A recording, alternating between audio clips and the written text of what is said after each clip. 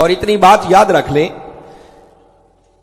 کہ یہ تو میرے آقا کی شان ہے کہ میرے آقا نے محبت میں مچل کر بس ایک جملہ اللہ کی بارگاہ میں عرض کیا کہ مولا اگر یہ 313 ناکام ہو گئے تو سن لے قیامت تک تیرا نام لینے والا کوئی نہیں. اور مولا نے اپنے محبوب کی زبان سے نکلے ہوئے جملے کی لاج رکھی اور فرشتوں کو بھیج دیا. حالانکہ فرشتے اس نے کوئی جنگیں لڑنے کے لیے محبوب کی خاطر اس نے فرشتوں کو بھی میدان بدر میں بھیجا. اس سے اگلی آیت جو 125 نمبر ہے وہ اس سے بھی ایمان افروز ہے، مگر میں ادھر نہیں جانا چاہتا، بات لمبی ہو جائے گی. یہ تو آقا کی شان ہے، میں بتا رہا ہوں میرے آقا کے غلاموں کی شان یہ ہے. حضور غوث العظم شیخ عبد القادر جیلانی رضی اللہ تعالیٰ آپ کی اولاد میں سے، خاص آپ کے صاحبزادوں میں سے ایک ہستی ہو گزری ہیں جن کو عبد الرزاق، امام عبد الرزاق کے نام سے یاد کرتے ہیں رضی اللہ تعالیٰ عنہ. اپنے وقت کے غوث تھے، اللہ نے بہت نواز رکھا تھا. حضور شیخ الاسلام نے یہ ایمان افروز بات ایک مرتبہ سنائی. فرماتے ہیں کہ ایک مرتبہ انہوں نے کسی علاقے میں جا کر ڈیرا جو لگایا تو وہاں کی ایک خاتون تھی، اللہ نے اس کو بڑا نواز رکھا تھا، مگر حالات نے کچھ ایسا پلٹا کھایا، کوئی ایک ایک کر کے مال مویشی بھی ختم ہو گئے، مال اسباب بھی جاتا رہا اور غربت نے گھر میں ڈیرے ڈالے. اس نے دیکھا کہ اللہ کے یہ نیک بندے بزرگ آئے ہیں تو آج جا کر ان سے دعائی کروا لیتے ہیں، ممکن ہے اللہ میرے حالات بدل دے. چلی گئی، جا کر عرض کی کہ آپ اللہ کے نیک بندے ہیں، میرے حالات اس طرح بڑے ابتر ہو گئے ہیں تو آپ دعا کر دیں اللہ میرے حالات کو بدل دے. آپ بس موج میں بیٹھے ہوئے تھے، سن کے فرمانے لگے کہ خاتون اگر تیرا کام کر دیں تو بتا ہمیں کیا دے گی. ایک مزاح فرما رہے تھے، آگے سے عرض کر دیا کہ غربت نے تو پہلے ڈیرے ڈال رکھے ہیں، آپ کو کیا دینا. فرمانے لگے نہیں بتاؤ پہلے ہمیں کیا دو. سوچ سوچ کے عرض کرنے لگی کہ اور تو گھر میں بچا کچھ نہیں، ایک مرغی ہے، اگر چاہو تو وہ مرغی لا کے دے دیتی. آپ فرمانے لگے جاؤ پہلے مرغی لے آؤ. مرغی منگوا لی اور اس کے بعد ان کو ایک تعویذ لکھ دیا اور تاکید کر دی کہ یہ تعویذ لے جائیں، اس کو کھول کے نہیں دیکھنا، بس اپنے گھر میں رکھو، انشاءاللہ اللہ کرم فرما دے گا. وہ عورت تعویذ لے کے چلی گئی. تعویذ جانے کی دیر تھی، آج اور کل اور پرسوں اور حالات بدل گئے. اللہ نے کرم کر دیا، ہر طرف دھوم مچ گئی کہ فلاں بزرگوں کے پاس خاتون گئی تھی، انہوں نے تعویذ دیا ہے اور اللہ نے کرم کر دیا. اب ہر دور میں کچھ جعلی پیر بھی ہوتے ہیں. ان کے گاہکوں کو جب پتا چلا تو انہوں نے ادھر جانے کی بجائے انہی بزرگوں کے پاس جانا شروع کر دیا. ان کی دکانیں بند ہونے لگی. پریشان ہوئے کہ ہمارے گاہک کدھر گئے. کھوج لگایا تو پتا چلا کہ کوئی بزرگ آئے ہیں، انہوں نے فلاں عورت کو ایک تعویذ لکھ کر دیا ہے، اللہ نے بس کرم کر دیا ہے اور یہ وجہ ہے کہ اب ہر کوئی انہی کی بارگاہ میں جا رہا. وہ اس عورت کے پیچھے لگ گئے اور کہنے لگے کہ ہمیں وہ تعویذ چاہیے، ذرا دیکھیں تو صحیح کہ اس میں کون سا انہوں نے اسم اعظم لکھ دیا ہے جس وجہ سے اللہ نے اتنا کرم کر دیا. میں بتا یہ رہا ہوں کہ جب اس کے محبوب بندے محبت میں مچل کر کوئی جملہ کہیں نا تو پھر وہ لمبے چوڑے وظیفے نہیں کرتے، بس ایک جملہ کہتے ہیں، اللہ اس نکلے ہوئے جملے کی لاج رکھ لیتا ہے. پیچھے لگ گئے کہ دیکھے تو صحیح اس میں لکھا گیا ہے. اس عورت نے بڑا سمجھایا کہ مجھے کھولنے کی اجازت نہیں ہے. خیر کسی طرح انہوں نے وہ تعویذ لے لیا اور لے کر جب کھول کے دیکھا تو ان کی حیرت کی انتہا نہ رہی. ان بزرگوں نے لکھا کیا تھا؟ انہوں نے بس اللہ کی بارگاہ میں ایک ہی عرض کی تھی جو اس جملے میں لکھی ہوئی تھی. لکھا یہ تھا کہ مولا اس خاتون سے مرغی میں نے لے لی، اب تیری مرضی اس کا کام کر یا نہ کر. بس یہ جملہ لکھا ہوا تھا. یہ ہے اس کے محبوبوں کی شان. اگر اس کے غلاموں کی شان، میرے آقا کے غلاموں کی شان یہ ہے تو سوچو خود غوث العظم کی اپنی شان کیا ہوگی. مقام یہ تھا، شان یہ تھی کہ حضور غوث العظم شیخ عبد القادر جیلانی رضی اللہ تعالیٰ عنہ، اللہ نے ان کو یہ تصرف عطا کر رکھا تھا. واز فرما رہے تھے اور دوران خطاب کوئی پرندہ مجمع پہ اڑ رہا تھا، کوئی چیل تھی، بڑا شور کر رہی تھی اور لوگوں کے سننے میں بڑی مداخلت ہو رہی تھی. آپ نے دیکھا کہ لوگ ڈسٹرب ہو رہے ہیں. بس دوران واز آپ نے نظر اٹھا کر جو دیکھا، دیکھنے کی دیر تھی وہ پرندہ مر کے زمین پر گر گیا. آپ نے واز فرمایا، لوگوں نے سنا، فارغ ہوئے. جب جانے لگے اس پرندے کے پاس سے جب گزرے تو ساتھیوں سے پوچھا بھئی اس پرندے کو کیا ہوا؟ عرض کرنے لگے حضور یہ شور کر رہا تھا، بس آپ کی نظر جو اٹھی تو مر کے زمین پہ گر گیا. آپ نے پاؤں کی ٹھوکر ماری اور اسے زندہ کر کے اڑا کے فرمانے لگے تجھے مارنا مقصود نہیں تھا، تجھے چپ کروانا مقصود تھا۔ یہ شان ہے۔ اور قرآن میں اللہ نے لکھا ہے یمحو اللہ ما یشاء ویثبت وعندہ ام الکتاب، فرمایا اللہ جو چاہتا ہے مٹا دیتا ہے اور جو چاہتا ہے لکھ دیتا ہے، چونکہ تقدیروں کی کتاب جو اس کے پاس ہے۔ مفسرین نے اس بات پر بحث کی ہے کہ یہ جو اللہ نے فرمایا وہ جو چاہتا ہے مٹا دیتا ہے، تو اس کو مٹانے کی نوبت کیوں آتی ہے؟ معاذ اللہ وہ پہلے کو غلط لکھ لیتا ہے جو اس کو مٹانا پڑتا؟ وہ جو لکھتا ہے درست لکھتا ہے، مگر لکھے ہوئے کو مٹاتا اس لیے ہے کہ جب اس کا کوئی محبوب بندہ اس کی بارگاہ میں ہاتھ اٹھا دے تو اس کے اٹھے ہوئے ہاتھوں کی لاج رکھتے ہوئے اسے اپنا لکھا ہوا بھی مٹانا پڑے تو لکھا ہوا بھی مٹا دینا ہے۔ کسی کے حق میں کوئی اچھی بات نہ لکھی ہو، ہاتھ اٹھ جائیں تو اس بندے کی خاطر وہ نئی بات لکھ بھی دیتا ہے۔ وہ تقدیروں کا مالک ہے، وہ جو چاہے مٹائے، جو چاہے لکھ دے، اسے کوئی پوچھنے والا نہیں ہے۔ تو سوچو ہمارے آقا کی شان کیا ہوگی۔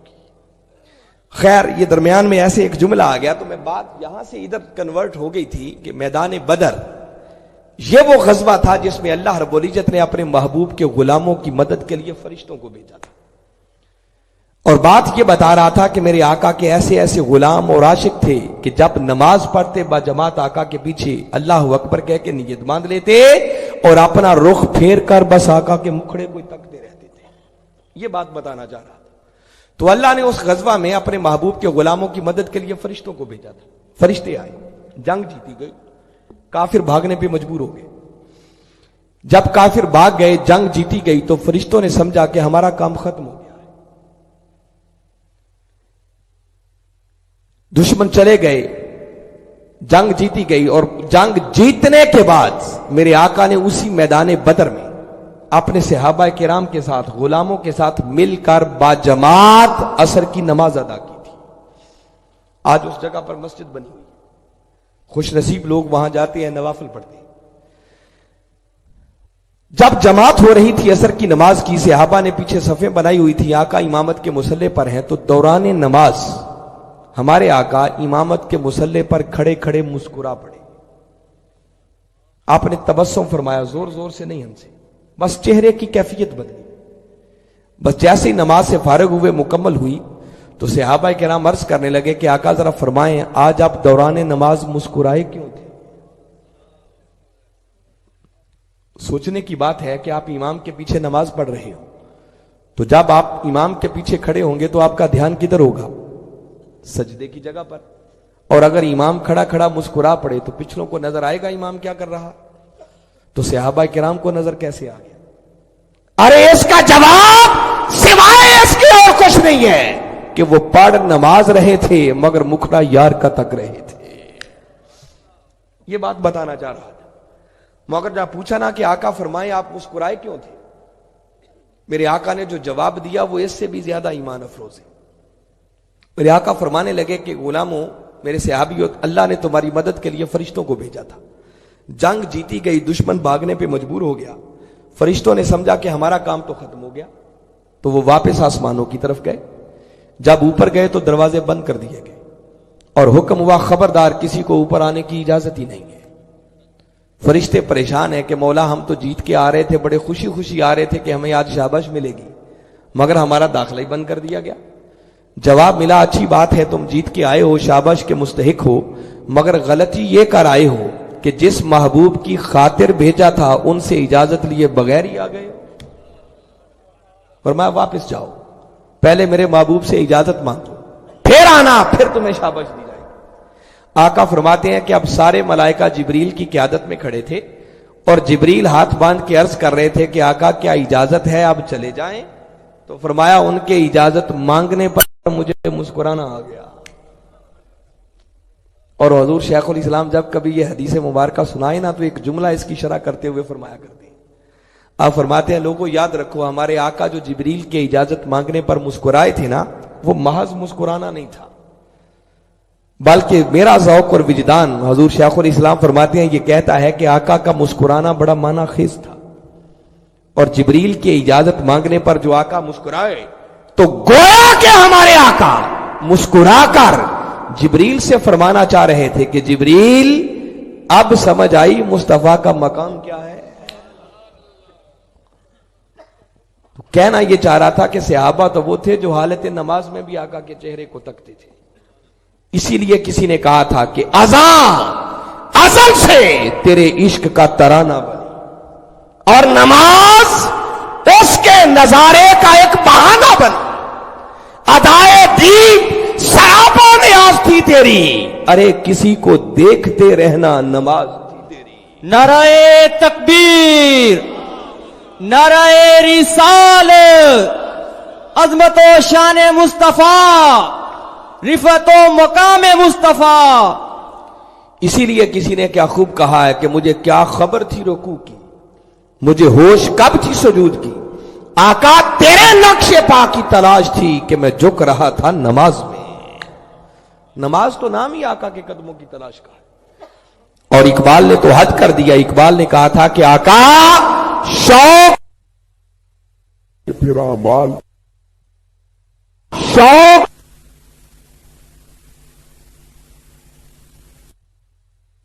ہی نہیں ہے جس میں کملی والے آقا کی محبت، عشق اور دھیان اپنے کمال کو نہ پہنچ جائے. کیونکہ اگر یہ میزان نظروں سے اوجھل ہو گیا تو تمہاری نماز کیسے قبول ہو جائے گی. تو میں بتا صرف اب تک یہ رہا تھا. اگلی بات بڑی دلچسپ جو موضوع سے ریلیونٹ آ رہی ہے. تو اب تک میں نے یہ بتایا کہ حاضرین مکرم، اللہ کے احکامات کی اطاعت بھی ممکن نہیں ہے جب تک کہ میرے آقا کملی والے کی سیرت اور سنت کو نظروں کے سامنے نہ رکھا جائے. تو جس سیرت کی اتنی اہمیت ہے وہ قیامت والے دن میزان نہیں بنے گی تو کیا بنے گی. اب اگر اتنی بات طے ہو گئی کہ جس میزان پر ہمارے اعمال کو تلنا ہے وہ ہمارے آقا کی سیرت اور سنت ہے، تو اگلی بات سن لو کہ قیامت والے دن اعمال تو تلیں گے مگر ہر شخص کے اعمال نہیں تلیں گے. یہ پھر بڑی ایک مزیدار بات آپ کو بتا رہا ہوں. اعمال تلیں گے وہ تو اللہ نے فرما دیا کہ تولے جائیں گے، مگر اگلی بات بتا رہا ہوں ایکسیپشنز ہوں گے. کئی ایسے ہوں گے جن کے اعمال کو تولے بغیر ڈائریکٹ سیدھا ہی ان کا فیصلہ کر دیا جائے. ایک طبقہ ان خوش نصیبوں کا ہوگا جن کے اعمال کو نہیں تولا جائے گا، بغیر حساب کتاب کے اللہ سیدھا ہی ان کو جنت میں بھیج دے گا. اور یہ کون ہوں گے؟ سن لیں، وہ خوش نصیب جن کے اعمال کو تولے بغیر سیدھا اللہ ان کو جنت میں بھیج دے گا. یہ میرے آقا کی امت کے وہ ولی ہوں گے جنہوں نے خود کو کملی والے آقا کی محبت، عشق، ادب اور سیرت میں فنا کر دیا ہوگا. ان کے اعمال کو تولنے کی نوبت ہی نہیں آئے گی.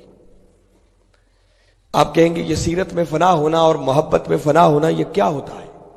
میں آپ کو جسٹ ایک سادہ سی مثال دیتا ہوں، پھر خود ذرا مجھے بتا دینا کہ کیا ان کے اعمال کو تولنے کی نوبت آئے گی.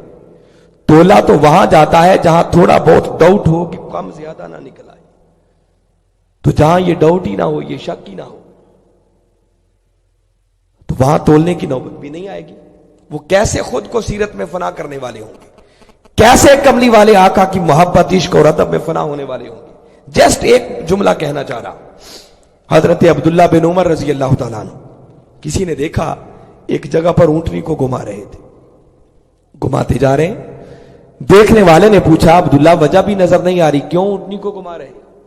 جواب دیتے ہیں وجہ میں نہیں جانتا، بس میں نے تو ایک دن اپنے آقا کو دیکھا تھا، آقا اونٹنی کو گھما رہے تھے، میں تو یار کی اس ادا کو پورا کر رہا.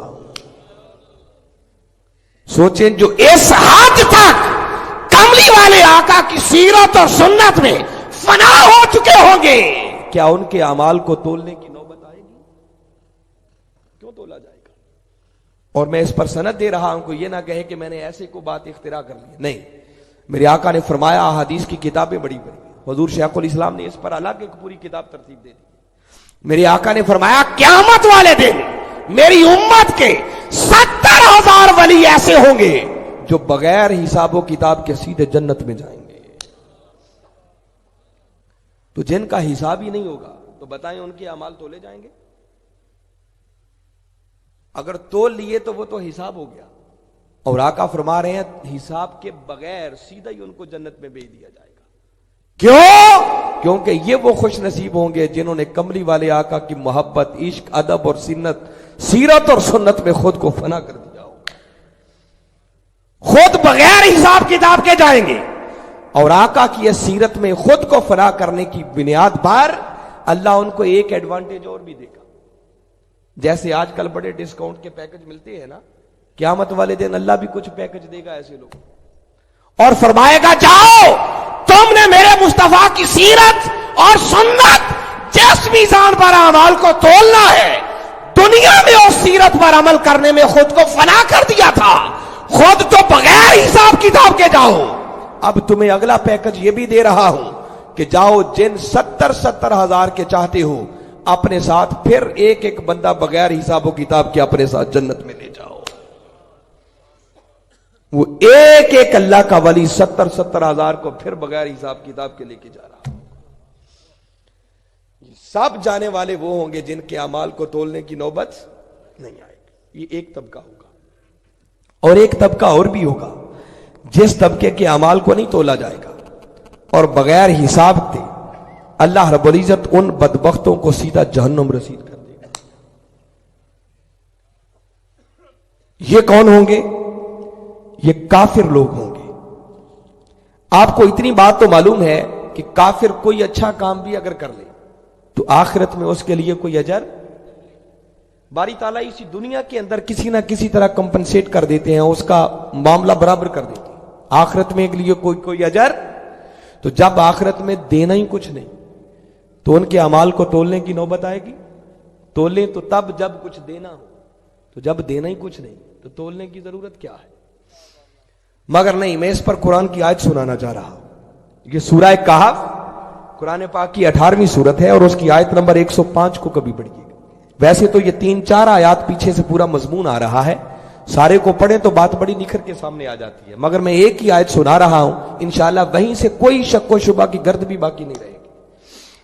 اللہ رب العزت نے اس مقام پر ارشاد فرمایا اولئک الذین کفروا، فرمایا یہی وہ لوگ ہیں جنہوں نے کفر کیا، انکار کیا. کس بات کا؟ بآیات ربہم، اپنے رب کی آیات کا کفر کیا، اپنے رب کی آیات کا انکار کیا. اور آگے فرمایا وَلِقَائِهِ، اور یہ وہ بدبخت ہیں جنہوں نے اپنے رب کی آیات کا بھی کفر کیا اور اس کی ملاقات کا بھی انکار کیا. کہ کوئی قیامت والا دن نہیں آئے گا، کوئی رب سے ملاقات نہیں ہوگی، کوئی حساب کتاب نہیں ہوگا، کوئی اعمال نہیں تولے جائیں گے. فرمایا جنہوں نے اپنے رب کی آیات کا انکار کیا، اس رب کی ملاقات کا انکار کیا. اگلے کلمات سنے جو باری تعالیٰ نے وارد کیے.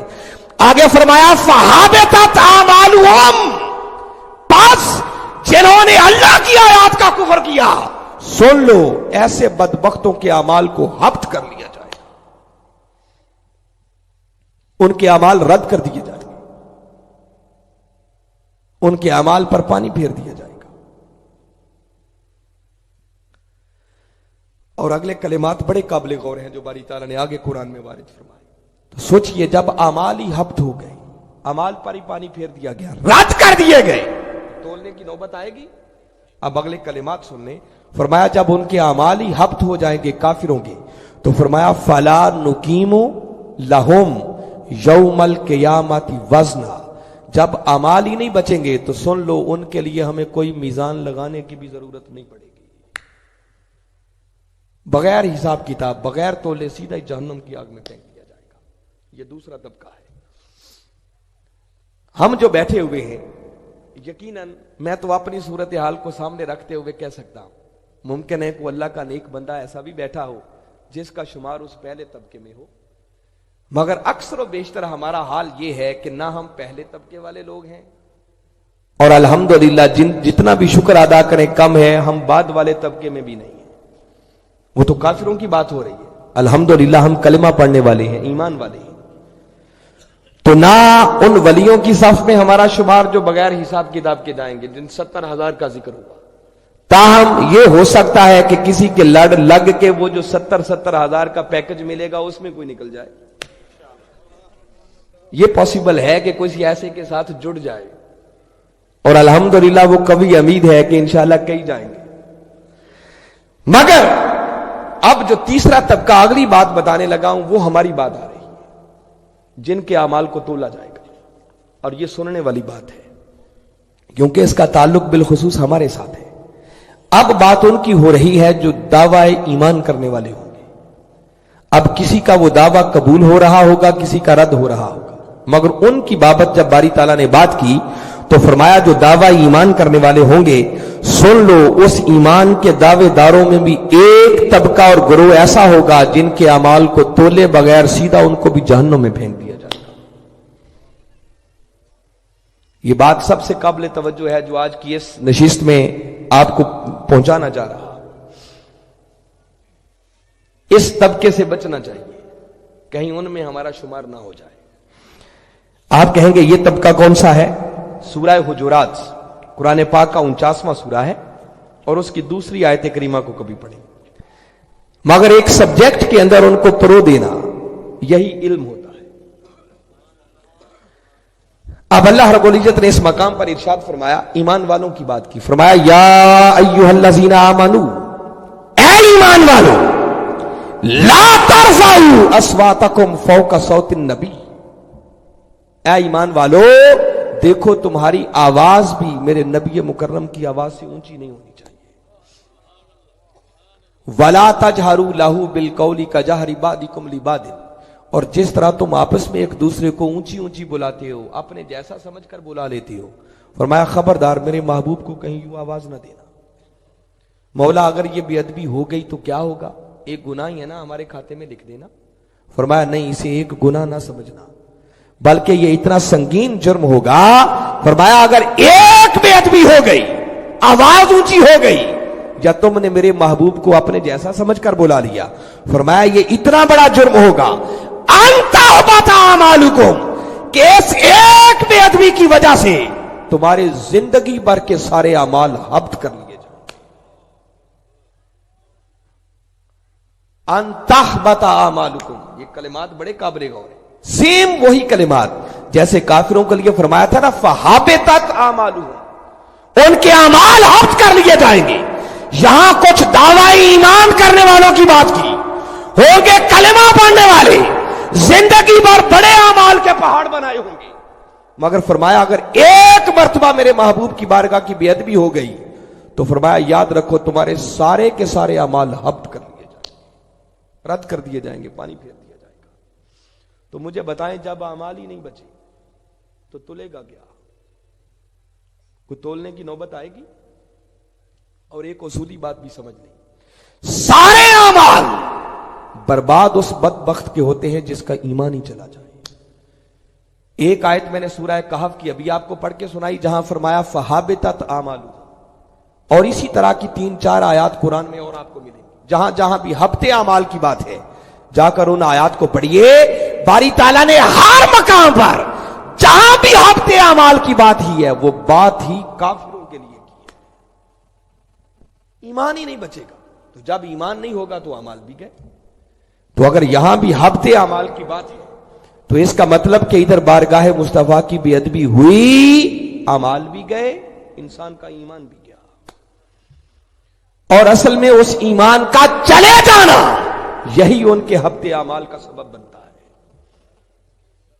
اب اگر کسی کے ذہن میں خیال آئے کہ بھئی بارگاہ مصطفیٰ صلی اللہ علیہ وسلم کی بے ادبی کوئی ایسا گناہ ہے کہ جس وجہ سے ایمان ہی چلا جاتا ہے، ایمان کیوں چلا جاتا ہے؟ حالانکہ اللہ کا ضابطہ ہے کوئی گناہ کرے تو اس کے کھاتے میں 1 گناہ لکھا جاتا ہے، اور نیکی کرے تو کم سے کم بھی 10 گنا اجر دیتا ہے۔ تو یہ بھی تو آواز اونچی ہو گئی، اپنے جیسا سمجھ کر بلا لیا، گناہ لکھا جاتا، مگر اتنی بڑی سزا کہ اعمال بھی گئے اور ایمان بھی گیا۔ ایمان کیوں چلا جاتا ہے؟ یہ اگلی بڑی لطیف بات آج بتا رہا ہوں، اس پر قیاسی طور پر تو کئی دلائل دیے جا سکتے ہیں، مگر آج اس پر بھی قرآن کی ایک نص دینا چاہ رہا ہوں کہ میرے آقا کی بارگاہ کی بے ادبی کی وجہ سے ایمان جاتا کیوں ہے، پیچھے راز کیا ہے؟ اس بات کو سمجھنا ہے تو آئے پہلے یہ سمجھ لیں کہ ایمان کہتے کسے ہیں۔ اگر یہ بات سمجھ میں آ گئی کہ ایمان کیا ہے اگلی بات خود بخود سمجھ آ جائے گی کہ بے ادبی کی وجہ سے ایمان کیوں چلا جاتا ہے۔ اس پر بھی قرآن کی 20 آیات ہو سکتی ہیں، مگر آج کی نشست میں پھر صرف قرآن کی ایک ہی آیت آپ کو سنا رہا ہوں، اور اسی ایک آیت کے بعد بھی انشاءاللہ کوئی تشنگی باقی نہیں رہے گی۔ سورہ نساء قرآن پاک کی 4 سورت ہے اور اس کی آیت نمبر 65 ہے، اور اللہ رب العزت نے اس مقام پر اپنی بات کا آغاز ایک قسم کھا کر کیا ہے۔ کیسے کیا ہے؟ قسم کھا کر۔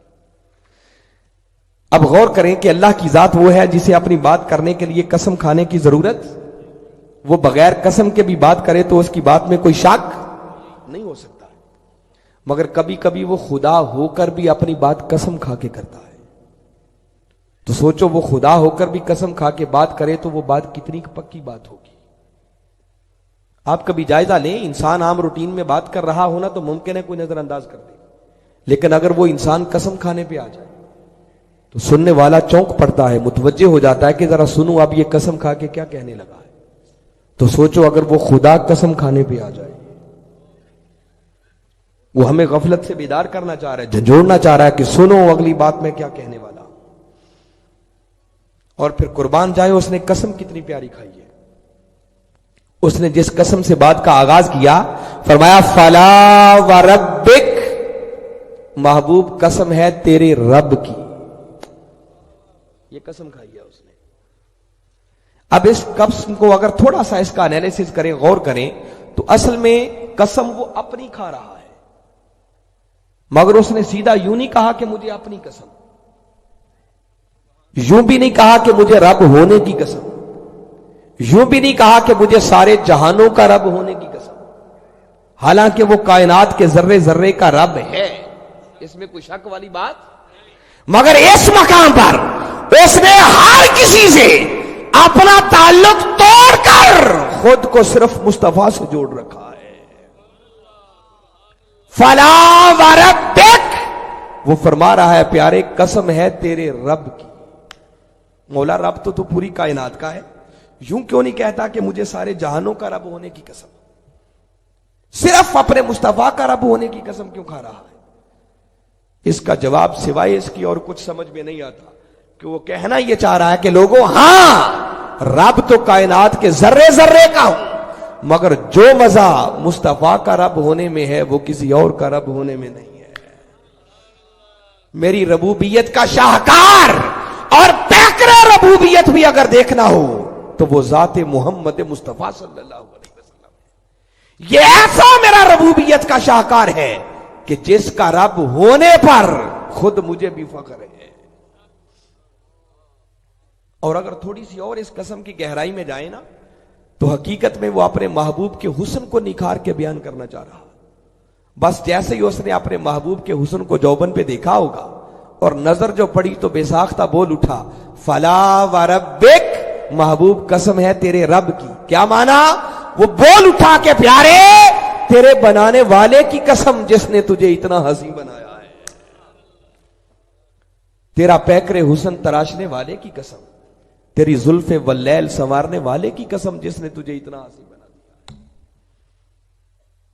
یہ بات پھر لمبی ہو گئی، میں اس قسم میں تو نہیں جانا چاہ رہا تھا، اصل تو اگلی بات ہے کہ اس نے قسم کھا کر بات کی کیا ہے، وہ بتانا چاہ رہا ہوں کہ یہ سمجھیں ایمان کسے کہتے ہیں۔ اس نے قسم کھائی پیارے تیرے رب کی قسم، اور قسم کھا کر اعلان کیا کیا؟ فرمایا لا یؤمنون، پیارے تیرے رب کی قسم لاکھ کلمے پڑھتے پھرے، میں خدا اعلان کر رہا ہوں وہ مومن نہیں ہو سکتے، ان کے ایمان کا کوئی اعتبار نہیں ہے، حتی یحکموک فیما شجر بینہم، جب تک کہ پہلے وہ اپنے ہر معاملے میں تجھے حاکم تسلیم نہ کر لے۔ فرمایا جو پہلے تجھے حاکم نہیں مانتا، لاکھ نمازیں پڑھے، روزے رکھے، حج عمرے کرے، کلمہ پڑھتا پھرے، جو اپنے ہر معاملے میں پہلے تجھے حاکم نہ مانے، میں خدا تیری قسم کھا کر اعلان کر رہا ہوں پیارے تیرے رب کی قسم وہ مومن ہو ہی نہیں سکتے۔ اب صرف اتنی بات ہوتی نا تو کوئی اس کا معنی یہ نکال سکتا تھا کہ ٹھیک ہے جی ایمان بارگاہ مصطفیٰ کے ادب کا نام ہے، حاکم مانیں گے تو مومن ہوگا، ہمارے ہاں بھی جھگڑے ہو جاتی ہیں، پنچایتیں بیٹھتی ہیں، سالس مقرر ہو جاتی ہیں، مگر ضروری نہیں کہ جس کو حاکم بنا لیا جائے ہر کوئی اس کو دل سے بھی مان رہا ہو، بلکہ ہمارے ہاں اس دنیا میں تو 99% دل سے مانتا ہی کوئی نہیں۔ ایسا ہوتا ہے یا نہیں؟ ہماری رسائی چونکہ ظاہر تک ہے، دلوں کے حالات سے ہم واقف نہیں ہیں۔ جس نے ظاہراً مان لیا بات ختم ہو گئی، مگر وہ خدا تو سینوں میں چھپی ہوئی نیتوں کو بھی جانتا ہے۔ سنیں وہ مومن کسے کہتا ہے؟ اس نے یہ نہیں کہا کہ بس جس نے حاکم مان لیا سمجھو وہ مومن ہو گیا، نہیں، آگے اس نے ایک کنڈیشن اور لگائی، اب وہ قرید کر سینوں میں چھپی ہوئی نیتوں کو بھی صاف کرنا چاہ رہا ہے۔ فرمایا مومن بننے کے لیے اگلی شرط یہ ہے ثم لا یجدوا فی انفسہم حرجا مما قضیت، اور اے میرے محبوب مکرم پھر بحثیت حاکم آپ جو فیصلہ فرما دیں، مومن بننے کے لیے شرط ہے کہ اس فیصلے پر وہ ذرہ برابر بھی اپنے دلوں میں تنگی محسوس نہ کریں، تب مومن ہوں گے، ورنہ تیرے رب کی قسم وہ مومن نہیں ہو سکتے۔ دو باتیں، اور یہاں بھی بات ختم نہیں کی، اس نے تیسری ایک کنڈیشن اور لگائی، آگے فرمایا وَيُسَلِّمُوا تَسْلِيمًا، اور مومن بننے کے لیے تیسری شرط یہ ہے کہ پیارے تیرے فیصلے کے سامنے پھر اپنے سر کو یوں جھکا دیں جیسے سر جھکانے کا حق ہوتا ہے۔ فرمایا یہ کیفیت ہے تو ایمان ہے، ورنہ تیرے رب کی قسم وہ جو بھی کرتے پھریں کچھ اور تو ہو سکتے ہیں، مومن نہیں ہو سکتے۔ اب آیت آپ نے سن لی، میں ایک جملے میں اس کا اگر خلاصہ اور اس کا معنی آپ کو بتاؤں اور ایمان کو ڈیفائن کرنا چاہوں اس آیت کی روشنی میں، تو باری تعالیٰ نے اعلان کر دیا کہ لوگوں، ایمان در حقیقت نام ہی بارگاہ مصطفیٰ کے ادب میں فنا ہو جانے کا ہے، اس کے علاوہ ایمان کسی اور شے کا نام۔ تو دوستو جب ایمان کملی والے کے ادب میں فنا ہونے کا نام ہے، اب وہ میں جملہ کہہ رہا ہوں کہ بے ادبی کی وجہ سے ایمان کیوں چلا جاتا ہے؟ ارے جب ایمان نام ہی ادب کا ہے تو جب ادب نہ رہا تو ایمان کہاں سے رہا؟ ادھر میرے آقا کی بارگاہ کی بے ادبی ہوئی، اسی وقت انسان دائرہ ایمان سے خارج ہو جائے گا، کیونکہ ایمان اور ادب دو الگ الگ چیزوں کے نام نہیں ہیں۔ ایمان نام ہی بارگاہ مصطفیٰ کے ادب میں مر مٹنے کا ہے، تو جب ادب نہ رہا تو ایمان کہاں سے رہا؟ ادھر بے ادبی ہوئی، انسان دائرہ ایمان سے بھی خارج۔ اور اگلی بات سن لیں، یہ راز جو بھی بتا رہا ہوں، اگر یہ سمجھنا ہو کہ صحابہ کرام نے اس کو کیسے سمجھا تھا، اور میں آج کی اس نشست کا یہ ماحصل نچوڑ اور ایک گفٹ اور تحفہ ہے جو آج آپ کی نظر کر رہا ہوں، یہ حدیث مبارکہ جو سنانے والا ہوں سنی آپ نے پہلے بھی سینکڑوں مرتبہ ہوگی، اور ممکن ہے کہ انہوں نے نہ سنی ہو، مگر آج اس حدیث مبارکہ کی روشنی میں یہ جو میں ساری باتیں کر رہا ہوں اور جس بات پر لا کر میں گفتگو کو سمیٹنا چاہ رہا ہوں، ایک ایسی بات پوری ذمہ داری سے کہنے والا ہوں کہ آج کوئی لگی لپٹی بات نہیں، بلکہ پورے دھڑلے سے ایک بڑی کنفیوژن آپ کو دور کر دینے والی بات عرض کرنے والا ہوں، اس لیے بڑی توجہ سے سنیں۔ میں انشاءاللہ اس بات کو بیان کرتے ہوئے بہت ساری تفصیلات کو چھوڑ دوں گا، مجھے معلوم ہے کہ وقت کے مجدد حضور شیخ الاسلام نے اس حدیث مبارکہ کی شرح کرتے ہوئے کتنے ایمان افروز نکات بیان کیے ہوئے، میں ان کی تفصیل میں آج نہیں جاؤں گا، صرف ایک جملے کی خاطر خلاصتاً وہ حدیث مبارکہ سنانا چاہ رہا ہوں تاکہ یہ راز سمجھ آئے جو میں کہنا چاہ رہا ہوں۔ ایمان کیا ہے؟ اور جن کو یہ بات سمجھ آ گئی کہ ایمان نام ہی کملی والے آقا کے ادب کا ہے، پھر ان کے انداز بدل گئے، اطوار بدل گئے، شیوے بدل گئے۔ حدیث مبارکہ یہ بخاری شریف کی ہے، اور امام بخاری رحمۃ اللہ تعالی علیہ نے کوئی ایک آدھ مرتبہ نہیں، بخاری شریف میں کئی مرتبہ اس حدیث کو روایت کیا ہے، اور حضور شیخ الاسلام فرماتے ہیں کہ جب میں نے اتنی کثیر مرتبہ یہ حدیث مبارکہ پڑھی تو میرے دل سے آواز نکلی کہ لگتا ہے امام بخاری بھی کوئی عاشق رسول تھا، وہ اوپر عنوانات بدلتے رہے، نیچے حدیث ایک ہی روایت کرتے رہے، اسی سے سارے مسئلے اخذ کیے۔ لمبی حدیث ہے، میں جسٹ خلاصہ بتا رہا ہوں۔ ہوا یوں، کسی قبیلے میں کوئی جھگڑا ہو گیا، ہمارے آقا ان کا فیصلہ کرنے کے لیے تشریف لے گئے، واپسی میں تاخیر ہو گئی، پیچھے نماز کا وقت تھا، صحابہ کرام انتظار میں تھے کہ کب آقا پلٹ کر آئیں تو ہم با جماعت آقا کے پیچھے نماز ادا کریں، انتظار کرتے رہے۔ جب تاخیر زیادہ ہو گئی اور قریب تھا کہ اگر مزید انتظار کیا تو نماز قضا ہو جائے گی، ایسے میں تاجدار کائنات صلی اللہ علیہ وسلم واپس مسجد نبوی میں تشریف لے آئے۔ آپ نے دیکھا میرے غلام ابو بکر کی اقتداء میں نماز ادا کر رہے ہیں۔ اب چاہیے تو یہ تھا کہ جماعت کھڑی ہو جائے اور کوئی لیٹ آئے تو کسی کو صفیں چیر کر آگے جانے کی اجازت، اب جہاں پیچھے جگہ ہوگی وہیں کھڑا ہونا پڑے گا۔ اب کسی کا والد آ جائے، استاد آ جائے، کوئی گاؤں کا نمبردار اور چودھری آ جائے، وزیر اعظم آ جائے، حتیٰ کہ پیر و مرشدی کیوں نہ آ جائے، جماعت کھڑی ہو چکی ہو تو اب کسی کو آگے جانے کی اجازت، جہاں جگہ ہے وہیں کھڑا ہونا پڑے گا۔ مگر ہمارے آقا پیچھے کھڑے نہیں ہوئے، آقا نے صفیں چیر کر پہلی صف تک پہنچنے کے لیے آگے چلنا شروع کر دیا۔ پہلی صف میں سے گزرے، صحابہ کرام کی نظر پڑی کہ آقا تشریف لے آئے۔ جیسے ہی دیکھا کہ آقا تشریف لے آئے ہیں تو کیا کیا، چونکہ ہاتھ بندھے ہوئے تھے تو اپنے ہاتھوں پر یہ الٹے ہاتھ مارے، فصفق الناس، تصفیق کے الفاظ ہیں، تالیاں بجائیں تاکہ اگلوں کو خبر ہو جائے کہ کائنات کے آقا تشریف لے آئے۔ میرے آقا گزرتے جا رہے ہیں، تالیوں کا شور بلند ہوتا چلا جا رہا ہے۔ یہاں بعض لوگ اس کی غلط شرح کرتے ہیں، وہ کہتے ہیں کہ آقا صفوں میں سے گزرے اس لیے تھے کہ ابھی صحابہ کرام نے نماز شروع نہیں کی تھی، وہ جسٹ ابھی صفیں بنا کے کھڑے تھے، ابھی نیت نہیں باندھی گئی تھی، تو چونکہ صرف صفیں بنا کے کھڑے تھے تو آقا صفوں میں سے گزر کے آگے جانا چاہ رہے تھے۔ یہ غلط بات ہے، غلط اس لیے ہے کہ حدیث مبارکہ کا مضمون بتا رہا ہے کہ صحابہ صرف صفیں بنا کے نہیں کھڑے تھے بلکہ نماز شروع ہو چکی تھی۔ آپ کہیں گے کیسے پتا چلا؟ بھائی دیکھیں، اسی بات پر غور کر لیں، اگر نماز شروع نہ ہوئی ہوتی تو جب آقا تشریف لائے تھے، صف میں سے گزرے، صحابہ کرام نے دیکھا کہ آقا آ گئے ہیں، اب وہ اگلوں کو بتانا چاہ رہے ہیں، تو وہ زبانوں سے گونگے تو نہیں تھے، وہ بول کے کہہ دیتے بھئی ہٹ جاؤ، آقا تشریف لے آئے ہیں۔ مگر حدیث مبارکہ کو پڑھیں، کوئی بھی زبان سے نہیں بول رہا، زبانیں خاموش، اس لیے کہ حالت نماز میں ہے، زبان سے نہیں کہہ رہے، تالیاں بجا رہے ہیں تاکہ اگلوں کو خبر ہو جائے کہ کائنات کے آقا تشریف لے آئے ہیں۔ اور اس موقع پر جب سارا واقعہ ہو گیا تو میرے آقا نے بعد میں صحابہ کرام کو یہ بات سمجھائی، تلقین کی کہ آئندہ کے لیے سن لو، اگر امام کو یا اگلوں کو کسی بات پر متوجہ کرنا ہو تو آئندہ سے تالیاں نہیں بجانی، بلکہ اس کی بجائے سبحان اللہ، الحمدللہ، اللہ اکبر کے کلمات کہنے ہیں۔ یہ مسئلہ ہی آقا نے اس موقع پر سمجھایا۔ تو صحابہ کرام کا زبان سے نہ بولنا اور تالیاں بجانا اس بات کی دلیل ہے کہ صرف صفیں بنا کے نہیں کھڑے تھے بلکہ باقاعدہ نماز شروع ہو چکی تھی۔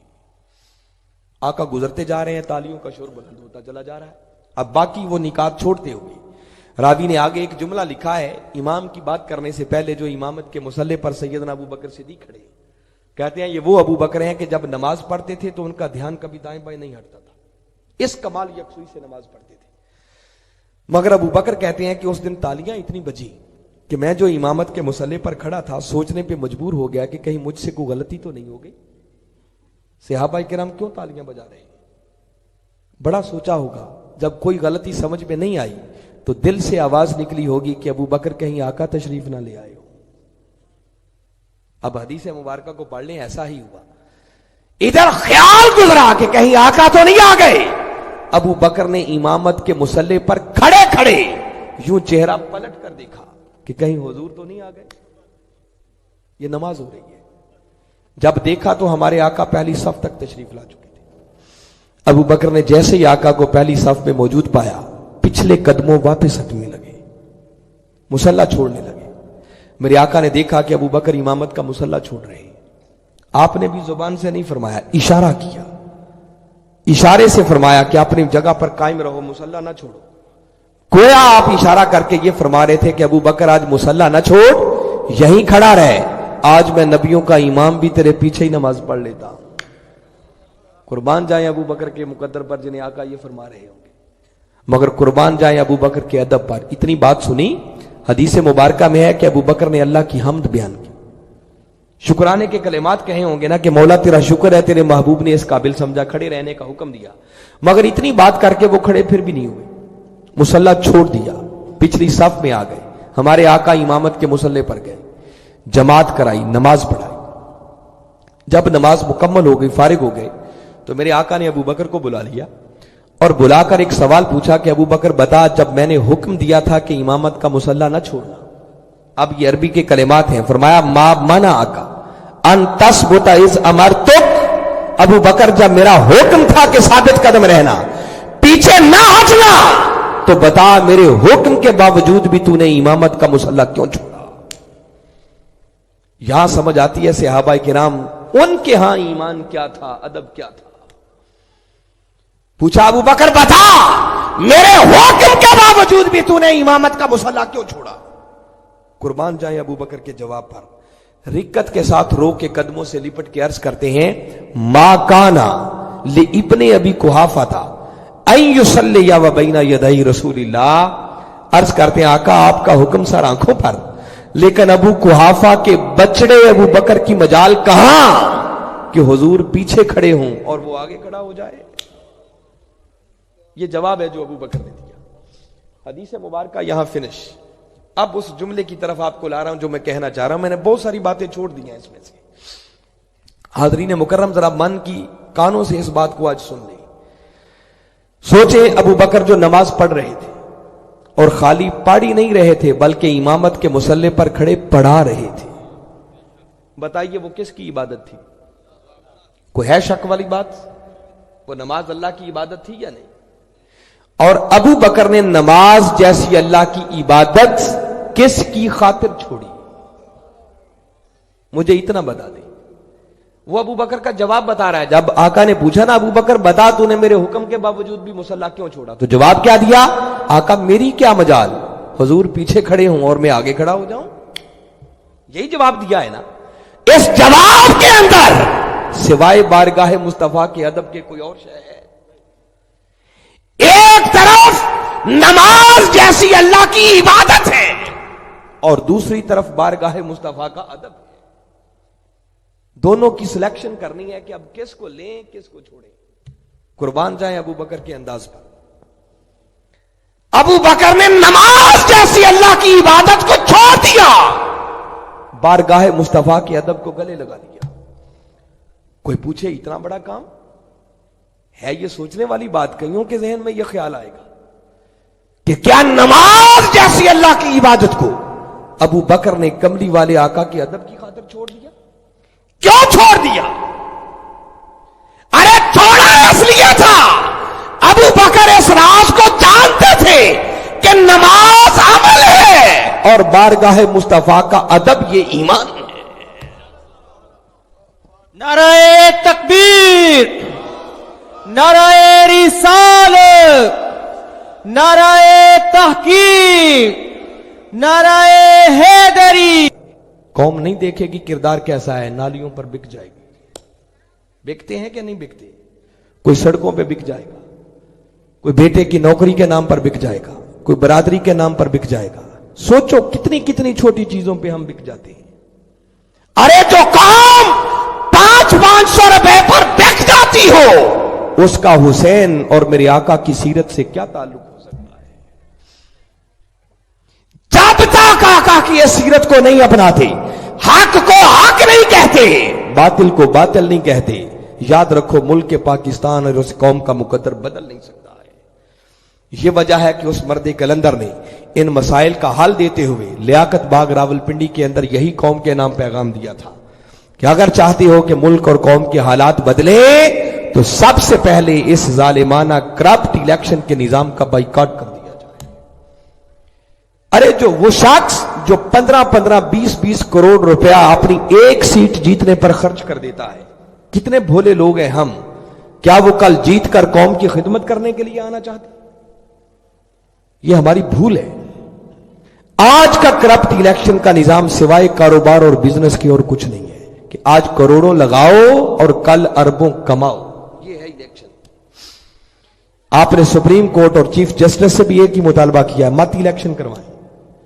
इसकी बजाय खुद निगरान ऐसी हुकूमत बनाए जिसमें शरीफ बाकिरदार लोग, टेक्नोक्रेट्स, हर शोबे के स्पेशलाइज्ड लोग जो पहले निजाम को दुरुस्त करें, कौम को शऊर दें, फिर इलेक्शन करवाएं, तो तब जमहूरियत हो सकती है।